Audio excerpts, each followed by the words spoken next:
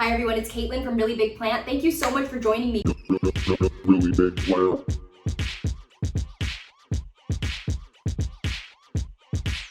So we are going to be doing some more plant chores. These past like 2 months or so, I've gotten kind of behind on some of my plant care and the tasks have been kind of piling up. Some tasks that I really want to just check off my list today. So we're gonna go ahead and just get into it. Let's go. So I'm gonna start by just watering some plants. So this is a black pagoda lipstick plant, an Schoenorchis radicans, and it is a really, really cool one. It's got this very interesting pattern on the leaves, and it's just a really cool, very, very striking plant. And one of the other things that I like about this plant is that it's really tough. It can go a long time without water. I usually just water it hanging in place, and it doesn't have a tray to catch it, so the water just spills everywhere and it doesn't get that much water at once. But recently I've started to notice that it is showing some signs of dehydration, like more than it used to, and when I water it, it doesn't pop back up the way that it used to. So I've been trying to give it more thorough waterings and trying to not be lazy and actually take the plant down from the hanger and give it a soak. So I got this this bin, which was actually like an extra drawer that came with my refrigerator that we've never used, but I used it to water my plants, a lot of times the hanging ones. So I just stick the plant in my little tray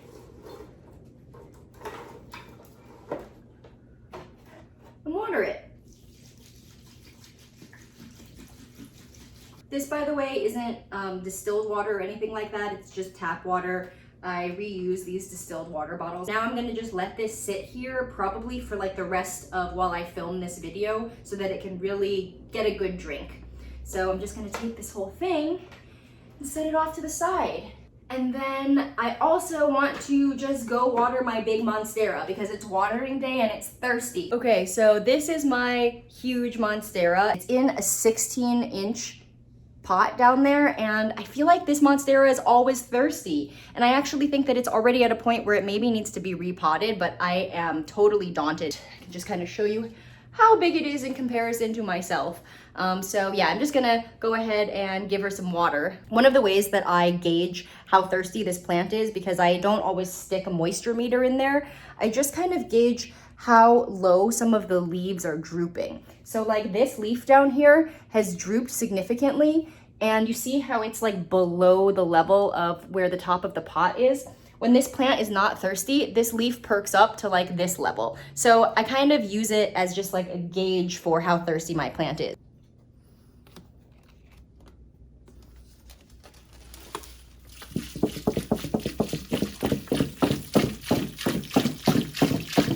I just poured in like a half gallon. All right, so now we are going to finally pot up my Begonia maculata wet stick propagations. So a couple of plant chores videos ago, I propagated my Begonia maculata whitei. So this is a Begonia maculata whitei, also known as the polka dot begonia, and it's a really cool one. This was my parent plant, and I ended up chopping off 2 of the canes that were growing on the plant. And I actually thought that the places where I made the cuts would sprout new plants from there, but they actually kind of shriveled up and just died off. But what did end up happening was the other 2 stalks on the plant, which I had thought had kind of gone dormant or had stopped growing, have started growing again. So I don't know if it was my propagating it that triggered the new growth, but I have seen a couple more new leaves come out on this plant. I propagated the bare canes as wet stick cuttings, as in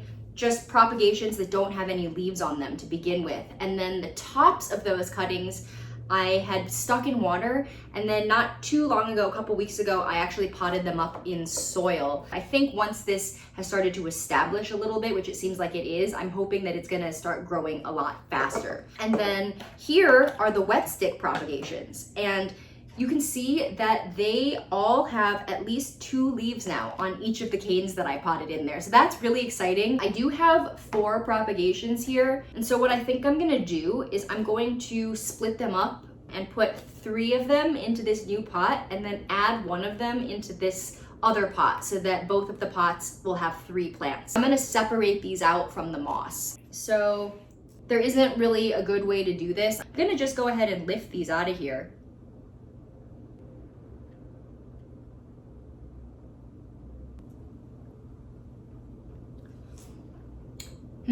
They're pretty stuck. I'm sensing here that I am maybe tearing these roots a little bit as I'm trying to get them out. So I'm just gonna be really careful.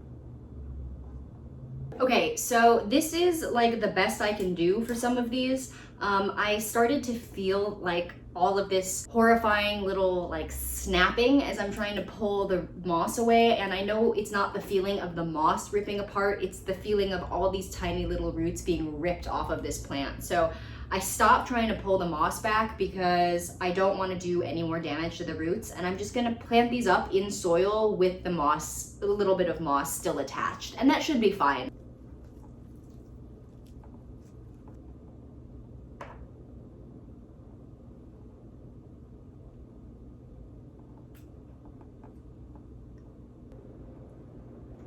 Okay, one down. I just have this soil in this other paper bag. The potting soil is inside of it because the bag has a hole on the bottom. It's just in this bag and I've just been scooping out of here. So that's what I'm gonna do.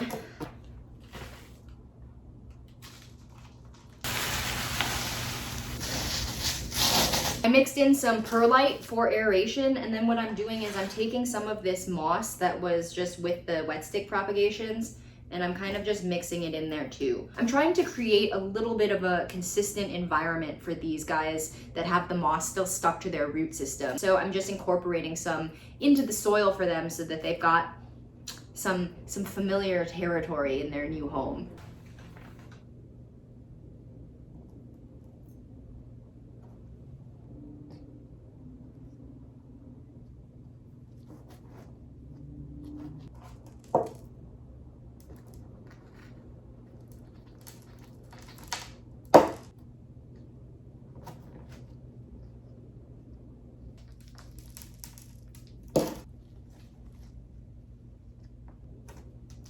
Okay, I feel like these are real cute in here now. The other thing I wanted to say about Begonia maculata is that they are now really readily available. Like within the past month, I want to say, maybe month or 2 months, they have become available everywhere. I've started to see them in every store. So these Begonia maculatas used to be like a rare plant. At the time when I started these propagations, this was still a plant that was kind of a little bit harder to find.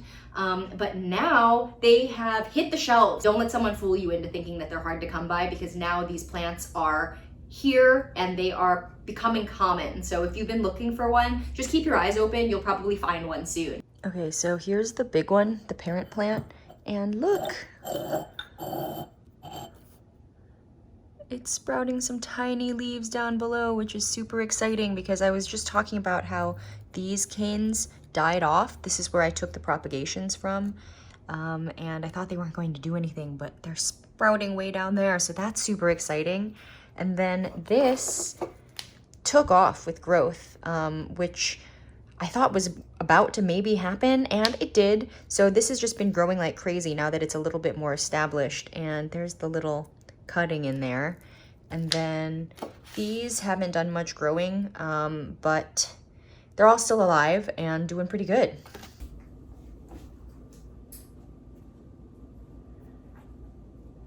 Okay. So this is my very sad olive tree, and I'm about to repot it because, as you can see, it's losing leaves. It recently, all of a sudden, for the first time ever, has started to die back in a way that's really significant, and it's worrying me. I don't think it has any pests or anything like that. I actually think that what's happening is it really just needs a bigger pot. It had been doing really well for a long time in this tiny little 4-inch pot, and I've had it in this same pot for well over a year now, and it grew a lot in the time that I had it. Like, it used to be my height, and now it's, I'll show you all the way back here. It's like all the way up to here. And so it has been having a growth spurt. Like, it's been putting out a ton of new growth at the end of its branches and stuff like that, and all of the older leaves are starting to die back. And I do fertilize this plant and I water it regularly, but what I think is happening is it just needs a little bit more room for its roots. So this is a regular olive tree, Alea europea. Really doesn't want to live inside. This is the pot that I got, and the plant is in this size nursery pot, so it'll fit in there really nicely. So I've got this bamboo pole here, and I'm gonna just pot it together with the olive tree.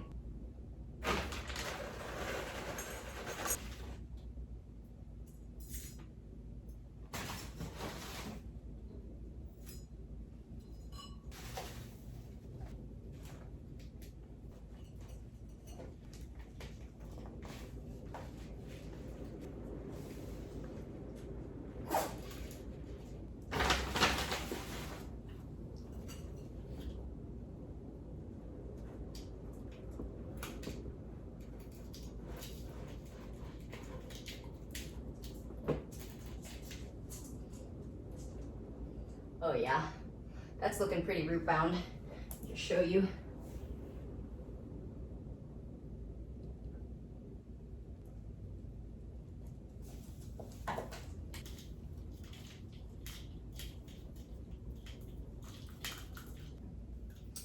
Okay, I think that should be good enough. In the landscaping class I'm taking right now, I learned about olive trees that compared to a lot of other trees, they are really not super picky about being repotted and about having their roots disturbed. And compared to some other big, especially fruit-bearing trees, they form actually kind of a smaller root system where they can survive in a kind of like bound situation. So I'm not really too concerned that I'm not sizing up that significantly going into this pot. I've got a really tall bamboo pole here, and I'm just gonna stick it in the pot.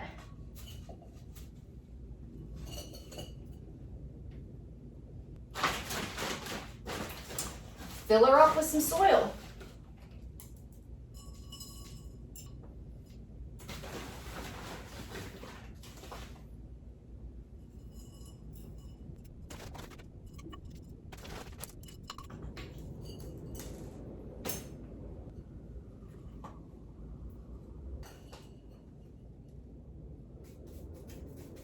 It's looking pretty good. It's potted in here now, and now I'm just going to tie the tree to its new stake.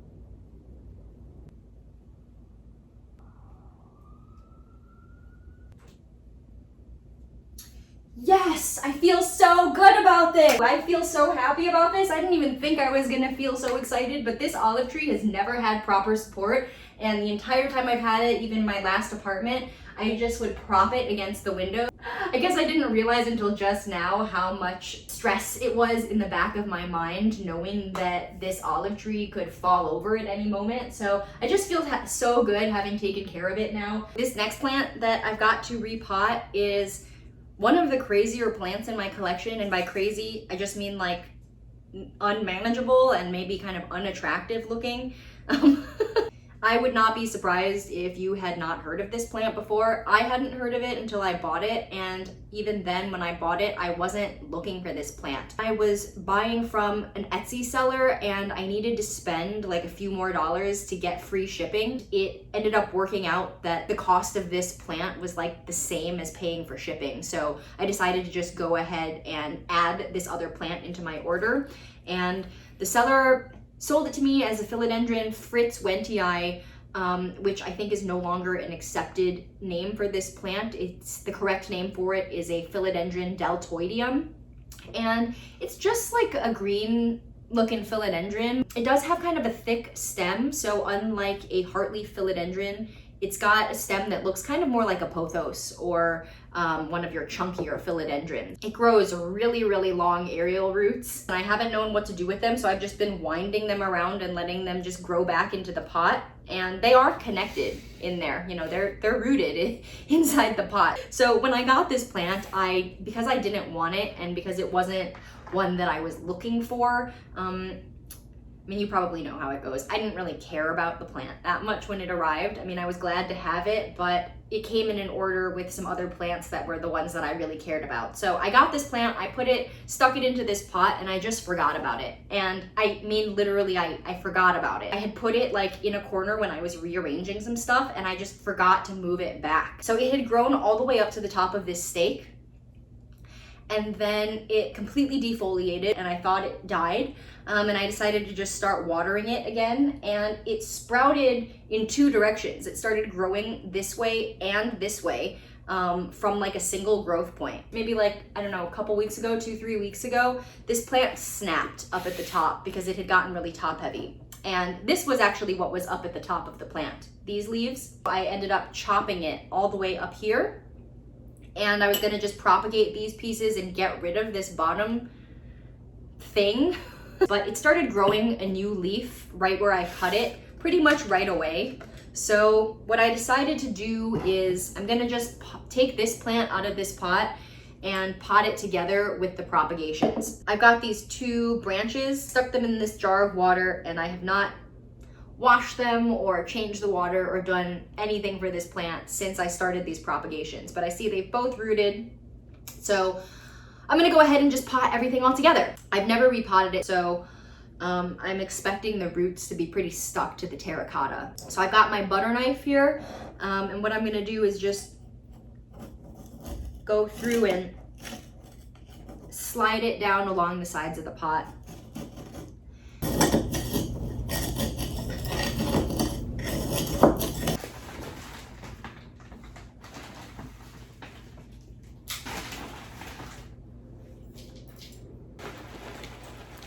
I just put a little bit of horticultural charcoal in the bottom of the pot. I'm gonna go ahead and take this plant.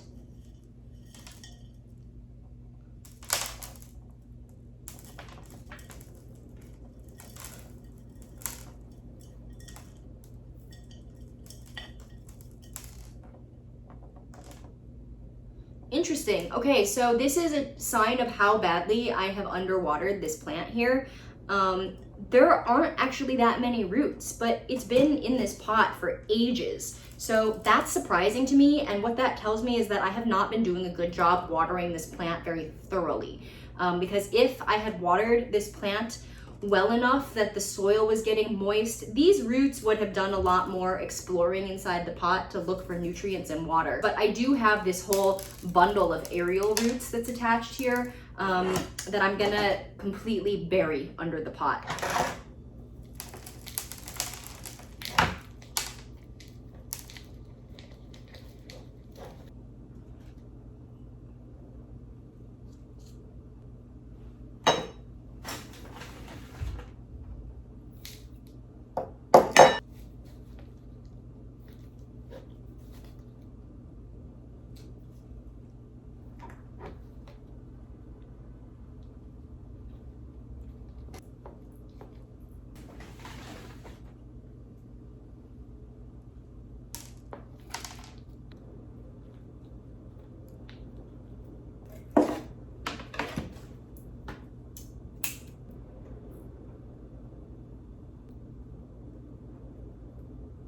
This plant is looking so much better now.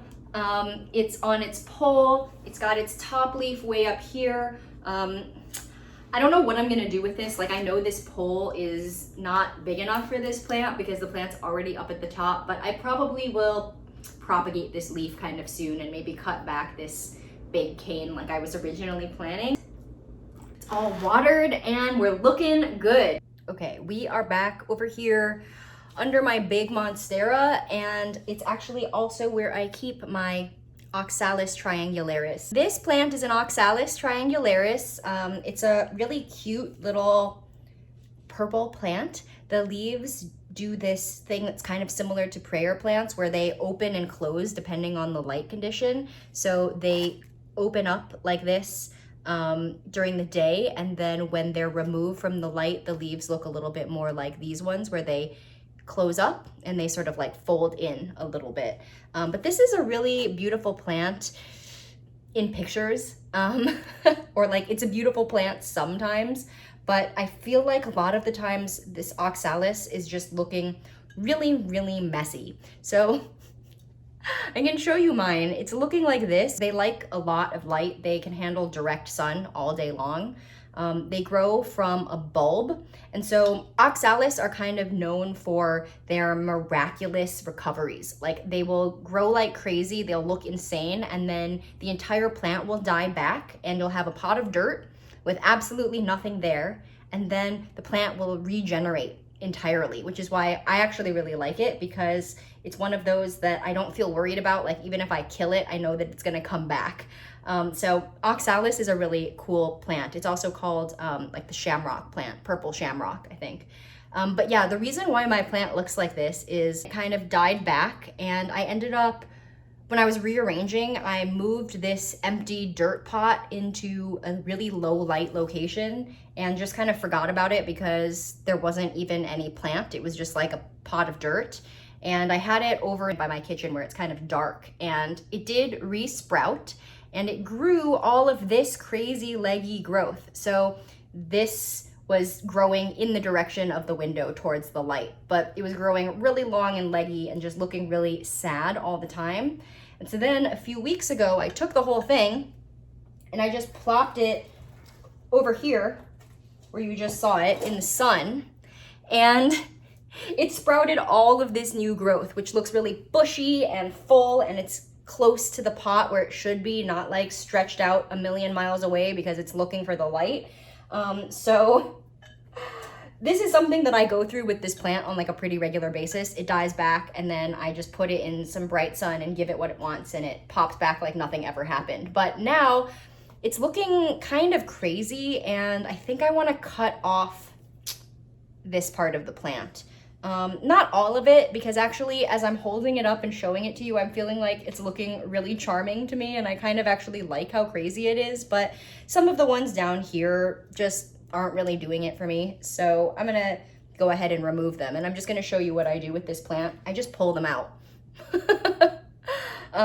I just rip them out of the pot. They're kind of like weakly attached, especially once they start to look sad.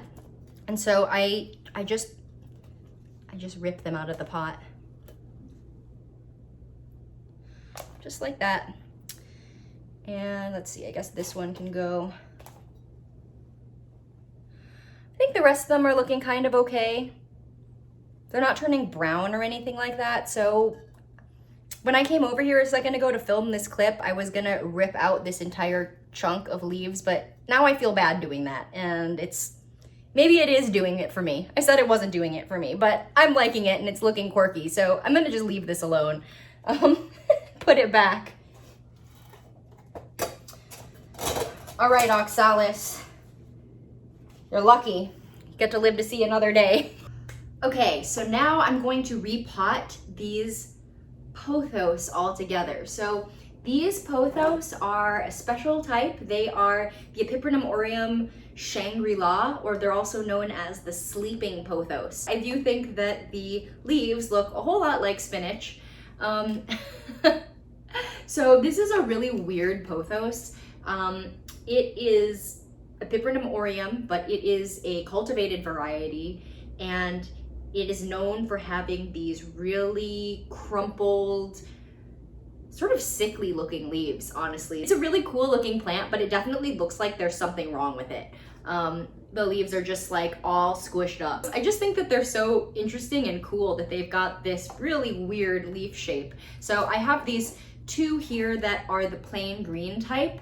And then I have this one, which is the variegated version. I've found myself struggling a little bit with the care, which is weird because they're Pothos, but I think I've been struggling to figure out the right amount of watering, even though I've had these for months. And I think it's because I put them into large pots to begin with, and I think they haven't really been able to fill out their space. And then I think because I've been worried that I'm gonna overwater them, I've been underwatering them, and they've just never really been happy in this situation. So what I'm gonna do is I'm gonna take them all out of their pots and I'm gonna combine them into one pot together. I really should do this over a bag or something so I don't have to clean up such a big mess.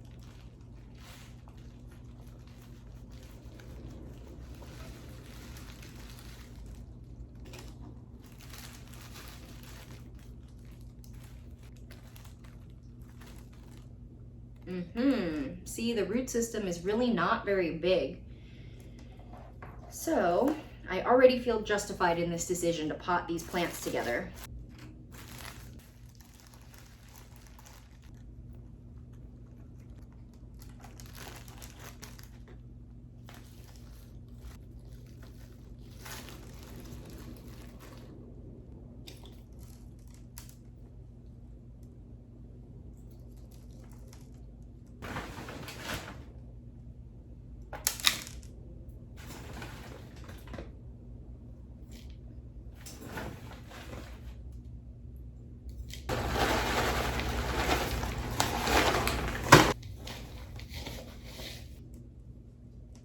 Okay, so this piece has like a really wide section of root system. So I'm gonna stick that in the pot first just to make it a little easier for myself.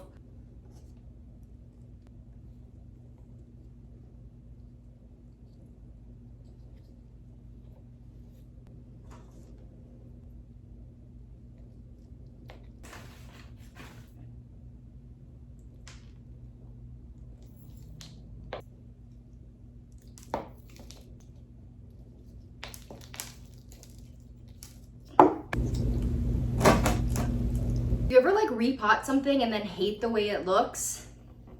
Well, that just happened to me, so I'm about to take this out of here and do it again. I just don't like the way that it turned out. So I'm redoing it.